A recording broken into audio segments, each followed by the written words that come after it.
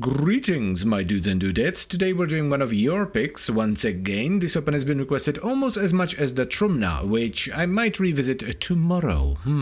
Now, just in case you don't know what this is the Sepulcrum, a secondary weapon that you can get from Father in the Necralisk. Getting it isn't the worst thing in the world. You're gonna have to be at least rank 2 with the Entrati family to get the blueprint for the weapon, as well as the barrel and receiver. Additionally, you will have to get a steady glass shard from Grandmother, which is probably like the hardest thing to get here. The Sepulcrum is a Master Rank 14 secondary, which is quite a hefty requirement actually, and it has 2 different fire modes. Normally you fire semi-automatically with a 2-round burst that does primarily puncture, with a small 1.6 meter explosion that does pure heat damage. This sports a 30% crit chance, a 2.2 times crit multiplier, and a 14% status chance. After you get a handful of kills with a primary fire, you can activate the secondary fire, which allows you to mark up to 5 enemies and release a bunch of homing rockets that fly towards them. These rockets sport better stats overall, 38% crit chance, 3 times crit multi, 25% status, as well as a little bit more damage, but the biggest difference here is that the radial explosion is almost twice as big and does more than 10 times the damage of the primary explosion. So let's give it a shot,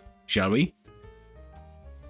This is actually, of course, people start messaging me when I start recording. This is a really cool weapon. It has a decent set of stats. It has a unique secondary fire. It's just a reload that kind of sucks. Merciless, absolutely 100% to bump down the reload.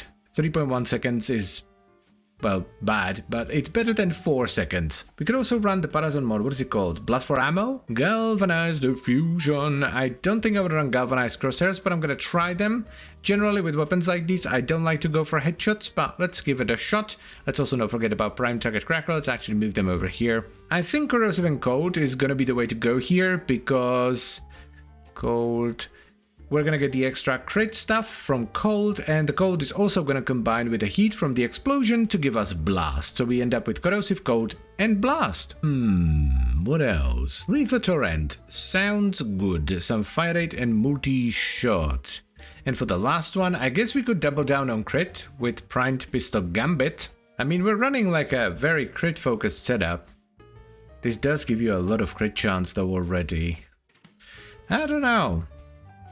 We don't really need Elementalist because we're not really doing status damage outside of the blast, so let's just put it in and see what it do. Let's remove Avenger for the time being. I mean, it works, it does damage, but I really don't like going for headshots on a weapon like this. Let's also try the secondary fire.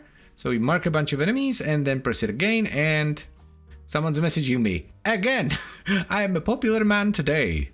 Ooh la la. There's a difference between wanting to aim down sights, which I often do want to aim down sights, and having to aim down sights for the build to work. Away with you. Nah. Let's move you over there. And let's put in galvanized shot instead, because I completely forgot about this and it's actually multiplicative, so that's gonna add a ton of damage. We're definitely on the right track here. We lost a bunch of crit, but we gained condition overload, which scales multiplicatively on this. I think it scales multiplicatively on both the primary and the secondary fire. So I think that was a worthwhile trade. I feel like this could be huge, because the reload speed is going to help a ton, and then you get the multi-shot on top. I kind of want to go with electricity and gas. The other option would be to go electricity and blast, but I feel like gas might be better. I honestly expected this to perform a little bit. I didn't put in any base damage. I am a stupid man doing stupid things. I guess we have to go pure electricity if we want to run voltage here. Yeah, we slap in that Hornet Striker and then something. Fire rate would be really nice. Yeah, 1D coming right up. Actually, anemic agility might be heavenly here. 90% fire rate. Lovely. We could run Gunslinger, but I kind of want all the fire rate I can get. This is absolutely atrocious. Corro, there we go. Pistol Pestilence. So we get corrosive and heat on the radial attack, and then corrosive and a bunch of puncture on the primary. And we also need to take out conjunction voltage and run something else. Good old cucumber. I think this is the best arcane for this setup as it is right now, because we already have base damage from Hornet Strike, so we don't need base damage from the arcane, and condition overload is multiplicative, so having random status effects proccing all the time should add a lot of damage. The reload speed is nice, but I don't think the status damage is worth it.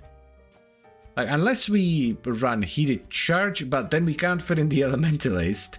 I need another mod slot, bloody hell. I mean, we can go back to corrosive and cold. Why not?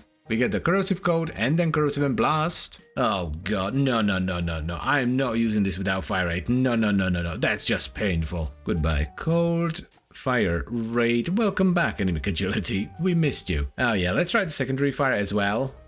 Oh yeah, yeah, this is it, dude.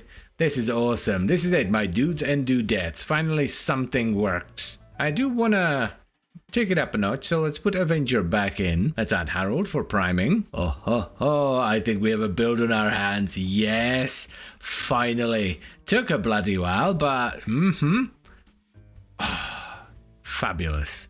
I'm genuinely curious how this is gonna feel in a normal mission. Dude, this is actually kinda sick. I love the way this feels. The damage is good as well, especially when you sprinkle in that secondary fire, but the feel, this feels very nice. Oh, the reload. Oof.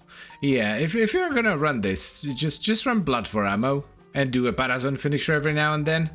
The reload is just atrocious. Or you could use the mod that reloads your weapons when they're holstered and just holster it for a little bit. I forgot what it's called now. Though with that said, it's not like it's a big problem because you have 40 shots in the mag. You have 80 rounds, but you fire 2-round bursts, so you have 40 shots.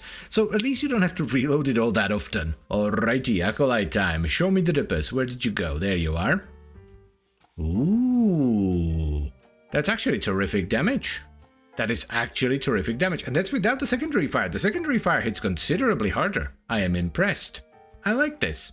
A lot, actually. Yep, not a big surprise. Corpus, an absolute joke of a faction. I did not expect this to like this as much as I do. This is very fun. What about the sentient damage, eh? Dude! Like, yeah! This is actually really nice.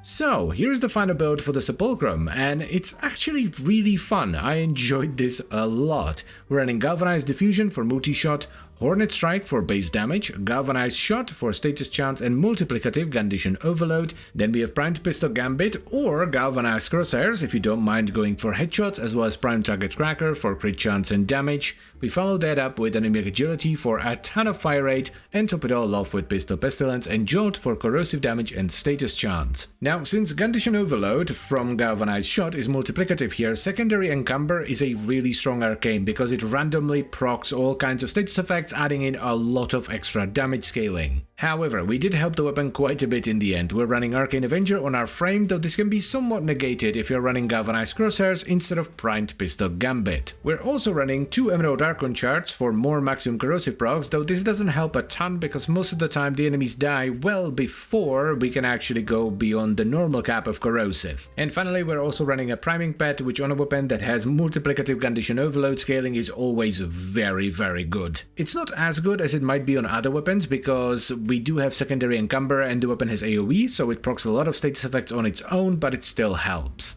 This was a very, very pleasant surprise. I did not expect to have as much fun with the Sepulcrum as I ended up having. This weapon is fabulous. So yeah, I would absolutely recommend you give this a shot. It's a fun weapon that does good damage and it's not that difficult to get. And as always guys, I thank you very much for watching and I hope you've enjoyed the video. Then I would also like to extend a special thank you to all the channel members. Thank you very much guys, I really appreciate your support, it means a lot to me.